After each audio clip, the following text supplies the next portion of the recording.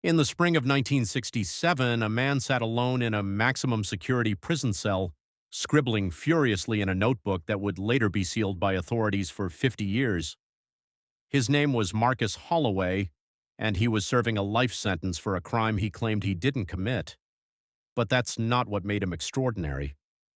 What made Marcus Holloway legendary in the annals of criminal history was something far more unsettling. He claimed he could see how every person around him would die, the exact method, the precise moment, the specific circumstances that would lead to their final breath, and the truly terrifying part. His predictions started coming true. This is the story of the prisoner who knew how everyone would die, a tale that will make you question the nature of fate, free will, and whether some knowledge is too dangerous to possess. Before we dive into this chilling story, if you're fascinated by mysterious true stories and unexplained phenomena, make sure to subscribe and hit that notification bell so you never miss our content.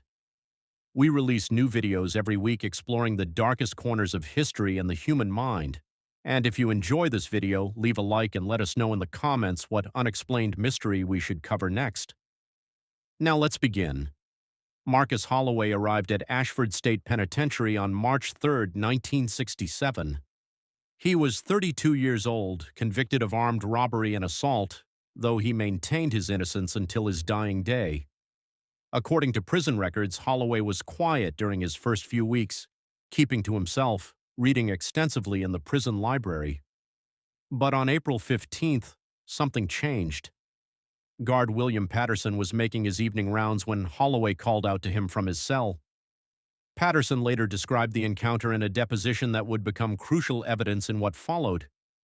Holloway's exact words were, "Officer Patterson, I need you to listen carefully. On May 2nd, at approximately 2:47 in the afternoon, you're going to have a heart attack in Corridor D, just outside cell block 3. You'll feel the pain starting in your left arm during lunch. Please go to the infirmary when you feel it. You have a wife and 2 daughters who need you." Patterson was 41 years old, in seemingly perfect health. He exercised regularly, didn't smoke, and had just passed his annual physical examination with flying colors. Naturally, he dismissed Holloway's words as the ramblings of someone trying to play mind games. He filed a report noting the incident but thought nothing more of it, until May 2nd arrived. That morning, Patterson felt fine. He joked with fellow guards during breakfast, complaining about the Yankees' recent losing streak. But around noon, during lunch in the staff cafeteria, he felt an unusual tingling in his left arm. He shook it off, thinking he'd slept on it wrong. At 2:43 p.m., William Patterson was walking through Corridor D just outside cell block 3 when the chest pain hit him like a freight train. He collapsed against the wall, clutching his chest, his face turning ashen. Other guards rushed to his aid, calling for medical assistance immediately. Patterson survived thanks to the quick response of the prison medical team. But as he lay in the hospital bed that evening, recovering from what doctors confirmed was indeed a significant heart attack, one thought consumed his mind. Marcus Holloway had predicted the exact date, time, location, and symptoms of his cardiac event 17 days before it happened. The prison warden, Daniel Moss, visited Patterson in the hospital. The two men had worked together for over a decade. Moss asked the question that was bothering them both. How could he have known? Patterson had no answer, but he insisted that someone speak with Holloway. When Warden Moss interviewed Holloway the following day, the prisoner seemed almost relieved to finally be taken seriously. According to Moss's personal journal, which was later published by his family, Holloway spoke calmly and rationally. There was no showmanship, no dramatic flair. He simply stated facts. "I started seeing it about 3 weeks ago," Holloway explained. "When I look at people, sometimes I see their death. Not always, but frequently. I see the moment. I see how it happens. I saw Officer Patterson's heart giving out in that corridor. I saw the exact time on the clock on the wall. I didn't want to believe it myself, but the visions kept coming back, clearer each time." Warden Moss was skeptical, as any rational person would be. He suggested that Holloway might have somehow engineered Patterson's heart attack, perhaps by contaminating his food or causing stress. But medical experts found no evidence of foul play, and Holloway had no access to Patterson's meals or any means of causing such a specific medical event. Then Moss made a decision that would change everything. He asked Holloway if he could see anyone else's death. Holloway nodded slowly and said, "Yes, and I wish I couldn't." Over the next 2 weeks, Warden Moss conducted several private interviews with Marcus Holloway, keeping detailed notes that he locked in his personal safe. He was torn between his duty to maintain order in the prison and his growing, unsettling belief that Holloway possessed some form of genuine precognition. During their third meeting, Holloway made another prediction. This one concerned an inmate named Robert Chen, a 48-year-old serving time for embezzlement. Holloway told Moss that Chen would die on May 24th in the prison workshop when a poorly maintained industrial saw would malfunction and cause a fatal accident. This time, Warden Moss had a choice. He could do nothing and see if the prediction came true, or he could intervene and potentially save a life. Being a man of conscience, Moss chose to act. He ordered an immediate inspection of all workshop equipment. What the maintenance team discovered shocked everyone. The industrial saw in question had a critical defect in its safety mechanism. The emergency shutoff switch had been partially disconnected due to corroded wiring, a problem that wasn't visible during routine inspections. If someone had been using the saw when it jammed, which happened periodically, they wouldn't have been able to stop the blade quickly enough. The saw was immediately taken out of service and repaired. Robert Chen, who regularly worked with that exact piece of equipment, never knew how close he might have come to death. But Warden Moss knew, and he couldn't ignore it any longer. Word began to spread through the prison, as secrets always do in such confined spaces. Guards whispered about the Prophet of Ashford. Some inmates sought Holloway out, desperate to know their own fate. Holloway refused to tell most of them, saying the visions came to him unbidden and he couldn't control what he saw. But there were exceptions.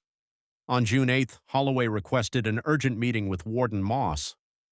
When they met, Holloway was visibly shaken, more distressed than Moss had ever seen him.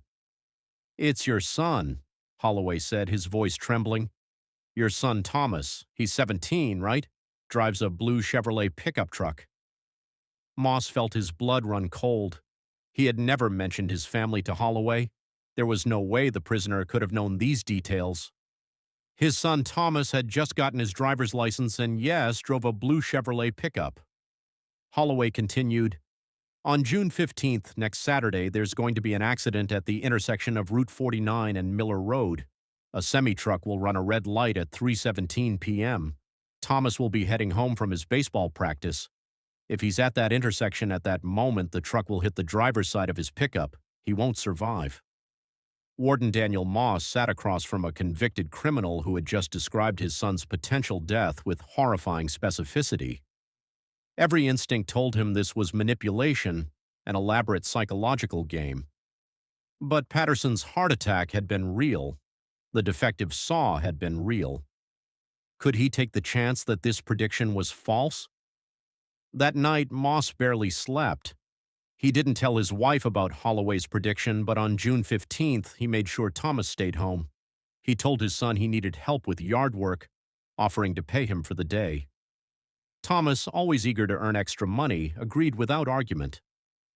At 3:17 p.m. on June 15th, Daniel Moss was in his backyard with his son when he heard the distant sound of sirens. Later that evening, he watched the local news with growing horror.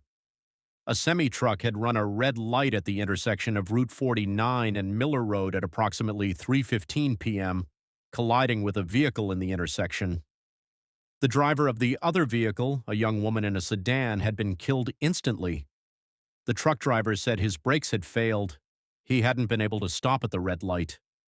Thomas Moss would have been driving through that intersection in his blue Chevrolet pickup at exactly that time if his father hadn't kept him home. Warden Moss returned to the prison the next day, went directly to Holloway's cell, and asked the question that would haunt him for the rest of his life. "How did you know?" Holloway looked at him with eyes full of sorrow and said, "I don't know. but I can't make it stop. Brief reminder. We're halfway through this incredible story, and it only gets more mysterious from here. If you're enjoying this video, don't forget to like and subscribe. We have dozens of similar stories exploring the unexplained and the extraordinary. Hit that notification bell to make sure you catch our next upload. Now back to Marcus Holloway and his terrifying gift. Word of Marcus Holloway's predictions eventually reached beyond the prison walls. In August of 1967, a psychiatrist named Dr. Eleanor Reeves from the State University Medical School requested permission to study Holloway. Dr. Reeves specialized in neurological disorders and was particularly interested in cases of alleged precognition and temporal lobe anomalies.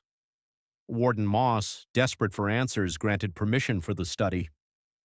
Dr. Reeves spent 3 months interviewing Holloway and conducting extensive medical tests, brain scans, psychological evaluations, neurological examinations. What she discovered was documented in a research paper that was later suppressed by the state authorities but has since been obtained through Freedom of Information Act requests. According to Dr. Reeves's findings, Holloway exhibited unusual activity in his temporal and parietal lobes, regions of the brain associated with memory, time perception, and spatial awareness. But more intriguingly, he showed heightened activity in areas typically associated with pattern recognition and predictive modeling, far beyond normal parameters. Dr. Reeves theorized that Holloway might have developed a form of extreme intuitive processing, his brain unconsciously gathering and synthesizing massive amounts of information about people, body language, environment, and statistics to calculate probable outcomes with shocking accuracy. In other words, he wasn't seeing the future so much as his brain was performing incredibly complex predictive calculations on a subconscious level. But this theory had a significant problem. How did Holloway know specific details he couldn't possibly have access to? How did he know about Warden Moss's son, his vehicle, his schedule? How did he predict the exact time of Patterson's heart attack? Dr. Reeves had no answers to these questions, and she admitted as much in her report. She concluded that while science could explain some of Holloway's abilities, there remained elements that defied conventional understanding. During this period, Holloway made several more predictions. Most were about inmates and guards, minor incidents that were easy to prevent once warned.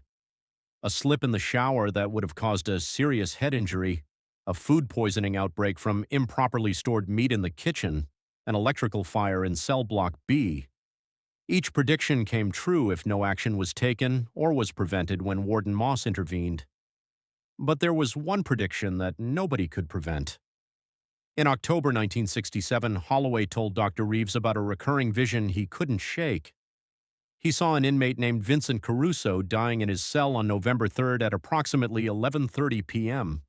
The cause of death, what Holloway described as something wrong inside his head, like a vessel bursting. Caruso was a 43-year-old man serving 15 years for fraud. He was healthy, had no history of neurological problems, and was considered a model prisoner. When Dr. Reeves examined him, she found nothing alarming, though she did recommend he be monitored given Holloway's track record. On the night of November 3rd, extra guards were assigned to cell block C where Caruso was housed. Medical staff were on standby. At 11:15 p.m., Caruso complained of a sudden severe headache. By 11:25 p.m., he had collapsed. At 11:32 p.m., Vincent Caruso was pronounced dead. The autopsy revealed he had suffered a massive cerebral aneurysm, a ruptured blood vessel in his brain. It was a congenital defect, a ticking time bomb that no one knew existed. The doctors said even if he had been in a hospital operating room at the moment it burst, they couldn't have saved him. Marcus Holloway had predicted not just the death, but the mechanism, the date, and the approximate time, all for a condition that was completely undetectable until it proved fatal. This was the prediction that changed everything, because it proved that at least some of Holloway's visions weren't preventable. Some fates, it seemed, were inevitable. The question that haunted everyone involved was, if you know death is coming, truly inevitable and unchangeable, what do you do with that information? By early 1968, Marcus Holloway had become the most documented prisoner in Ashford's history. Researchers, journalists, and even government officials had taken an interest in his case, but Holloway himself seemed to be deteriorating. The weight of his visions was taking a psychological toll. Dr. Reeves noted in her journals that Holloway spoke frequently about the burden of knowledge, how seeing death everywhere had made life unbearable. He described it as living in a world where everyone is walking toward their grave and I can see the path they're on. In February 1968, Holloway stopped making predictions. He told Warden Moss he was trying to shut it off, to ignore the visions. He requested to be placed in solitary confinement, away from other people, believing that proximity might be what triggered his abilities. His request was denied. Instead, he was moved to a private cell in a quieter section of the prison. But on March 1st, 1968, almost exactly 1 year after his arrival at Ashford, Marcus Holloway requested one final meeting with Warden Moss and Dr. Reeves together. When they entered his cell, they found him sitting calmly on his bed, hands folded in his lap.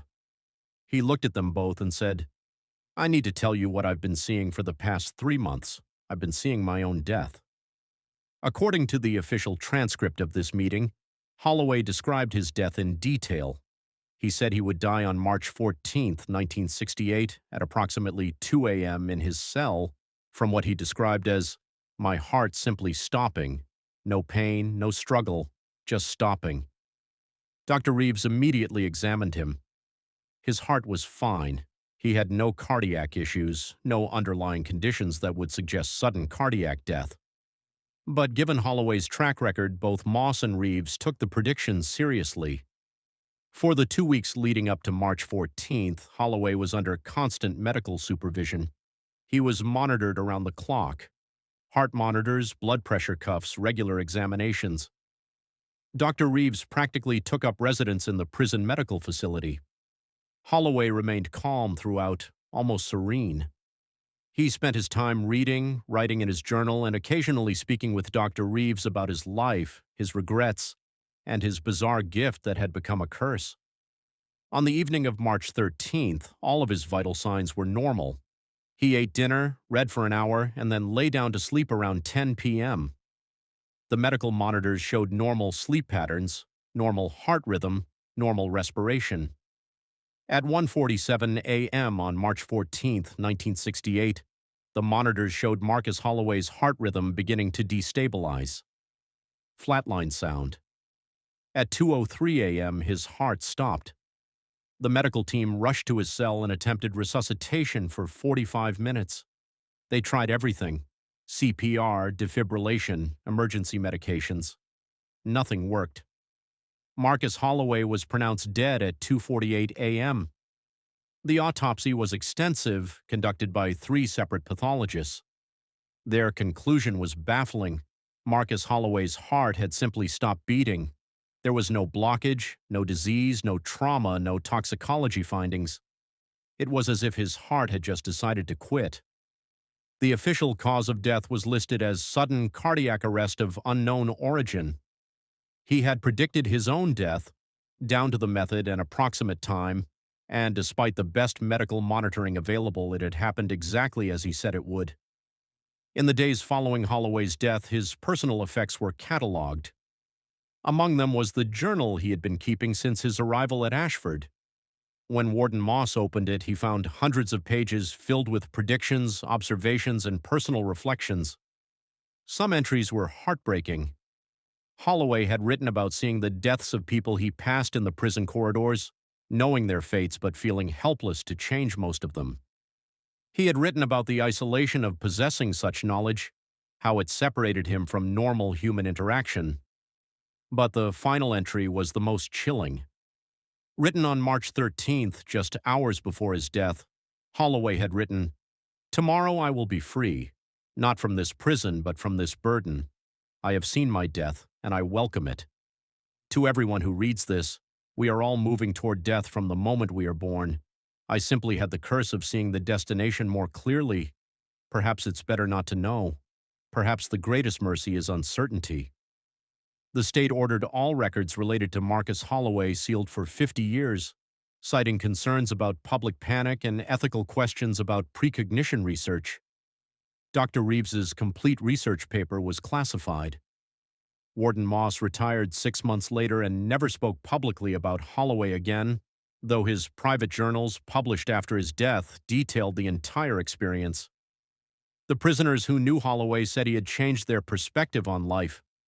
Several reported that they lived more intentionally, more carefully, knowing that death was always closer than we imagine.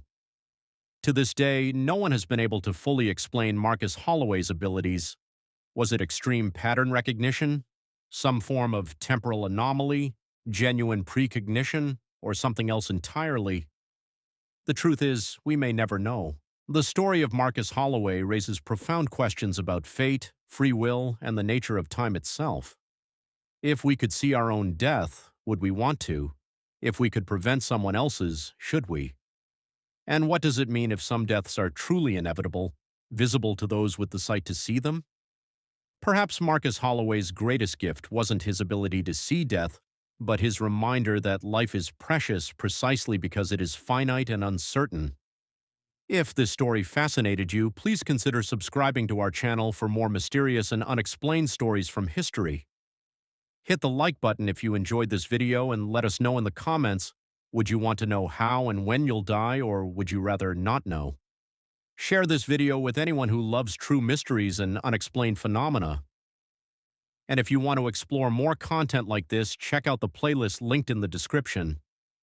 Thank you for watching, and remember, every moment is precious precisely because we don't know how many we have left. Until next time.